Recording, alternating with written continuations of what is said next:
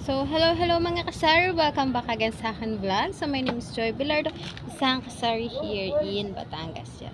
So, in today's video mga kasari ay gusto ko lang i-share sa inyo kung magkano ba ang inabot ng ating puhunan sa ating mini bigasan. Yan. So, yung puhunan na ginamit ko ngayon mga kasari sa aking bigasan ay kinuha ko lang din po sa aming ipon na 20s at 10s dito sa aming tindahan. Yan. So, bali 4 months po namin siyang naipon. Yan. So, naisip ko na talagang buksan kahit hindi pa puno yung aming lagayan ng mga coins. Kasi naisip ko na mas maganda kung hindi matutulog yung ating kita. Yan. So, kung bibili natin siya ng iba pang paninda, ay mas narami yung laman ng ating tindahan at mas mapapalago natin ang ating tindahan. Yan. So, bali yun nga, naisip ko na dagdagan yung ating mini bigasan. So, yan. So, pagkatapos nun, panimula na ulit tayong ipon para madagdagan ulit ang ating tindahan. Yan. So, ganun lang po yung diskarte na ginagawa ko talaga para patuloy na paglago, patuloy na lumago ang ating tindahan. Yan. So, ayun. Magkano ba ang pinatahan? Magkano ba ang naging puhunan ko sa aking mini bigasan? Yan. So, ito mga kasari ay nakakompute na dito at ipapakita ko nga sa inyo kung magkano nga ba ang ating starting puhunan sa ating mini bigasan. Yan. So, bali, ang binili ko lang mga kasari ay dalawang klase mga kasari. Yan. So, bali, itong binili ko ay yung talagang binibili dito sa aking tindahan. Yan. So, hindi na po ako bumili ng iba pang bigas kasi yun lang naman po talaga ang hanap-hanap ni customer yan. So, kung magbibigasan daw po kayo mga kasari ay magaling na yung talagang binibili sa inyo ng inyong customer para mabilis maubos yan. So, bali, ang binili ko lang po ay tatlong sinandomeng na tigwa 1,250. So, ang brand po niya, yung nakasulat sa sako niya is Marais Sinandomeng yan.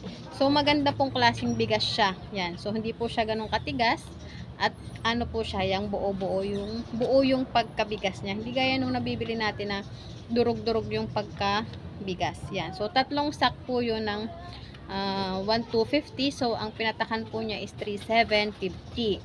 Tapos po, bumili rin po ako ng dinurado. So, dinagdagan ko pa rin ng tatlong sako ng dinurado ang aking bigasan yan. So, ang dinurado, ang presyo niya po is 1,400. Isang 25 kilos. Yan. So, sa tatlong sako ng 1,400 ay 4,200 mga kasari. Itong dinurado nito mga kasari ay yung talagang binibili sa akin ito mer.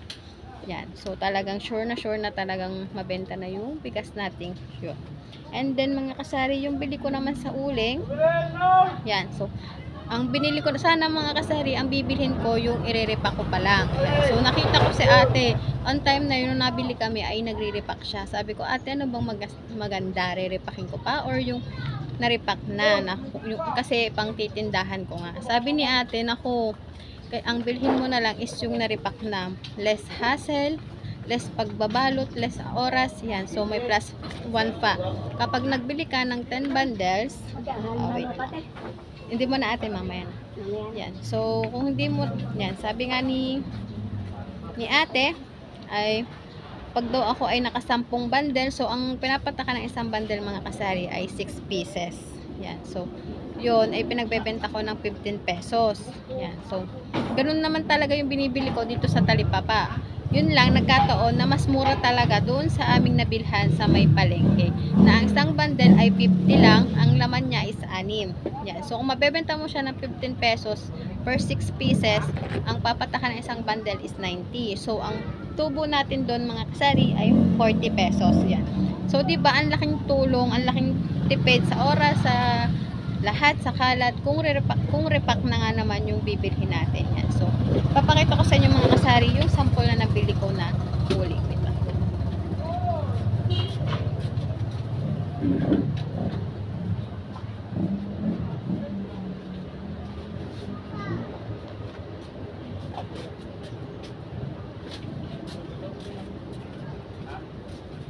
Yan. So, ito yung sinasabi ko sa inyo uling natin mga kasari. So, marami din naman laman ang per balot niya. So, per balot, 15 pesos ang pagbebenta ko nito. Yan. So, 40 pesos sa isang bundle na tutubuin natin pag naubos natin ito. So, total dito naman mga kasari ay napakabenta ng uling. Yan. So, kung may bibili ng per bundle, ay pwede natin ipagbenta siya ng 75 pesos. Yan. Kasi, may tubo naman po tayong 25 pesos sa isang bundle. Diba? Para mas mabilis maubos. Kung bundle lang ang bibili nila. Yan. So, yan. Kung naman sako pa yung ating bibilhin at tayo pa ang magre-repack, ay napaka tagal ma-repack. Tapos sabi pa ni ate ay hindi naman nila sure kung minsan kasi durog daw yung loob, ay hindi naman daw nila alam kung ano ba talaga ang laman noon. So yun na nga, ang binili ko ay per bundle na. So yun, 10 bundle ang binili ko. So ang isang bundle is 50 pesos. So nagkakahalaga ang aking puhunan sa uling ng 500 pesos. Yan. So meron tayong isang free sa ating 10 bundle na. So, ayan. Yan. So, bali ang ating total lahat-lahat mga kasari ay nasa 10,950. Yan. So, hindi ko pa pala nasama na banggit sa inyo mga kasari, kaya naging 10,950 ay yung storage po ng ating bigasan ay binili ko rin po yan. Yan. So, bali ang bili ko po dyan is 2,500. Yan. So, yun dito, yung aming rice storage na to mga kasaring ginagamit ngayon ay doon din po namin nabili sa binibilhan namin ng bigas sa palengke. Yan. Kesa naman daw po matambak lang sa kanila ay binenta na lang nila ng mura sa amin. Kasi yung storage na po yun ay malaki sa kanilang space doon sa bago nilang nilipatan. Kaya naman, ayun, binili na rin po namin at mas nakakamura nga kami dahil ang dami niyang mga pitak-pitak na lagayan ng mga rice. Yan. So, ayun mga kasari. Yan. So, 10,950 ng lahat ng nagastos namin sa aming mini bigasan. Yan. So, ayan. 3,750 sa ating sinandoming na tatlo. Tapos yung ating dinorado is 4,200. Tapos yung ating uling is 500 plus yung ating rice storage ay 2,500. Yan. Kaya umabot po tayo ng 10,950. Yan. So yung iba po na natira sa aming ipon ay idadagdag din po namin sa iba naming mga paninda dito sa aming tindahan. Mga kasari. Nakakatuwa lang mga kasari na talagang yung ating naumpisahan sa pagtitindahan ay talagang lumalago na. Yan. So, ang technique natin mga kasari hanggang ngayon ay hindi po tayo tumatanggap ng utang. Yan. So, tumatanggap man po ako mga kasari ay talagang piling-pili mga kasari kasi alam nyo naman pag naumpisahan ang pag-utang sa inyong tindahan ay naku, talagang magiging ano na nila yun, routine kumbaga sa inyong tindahan na bayad utang. Nako.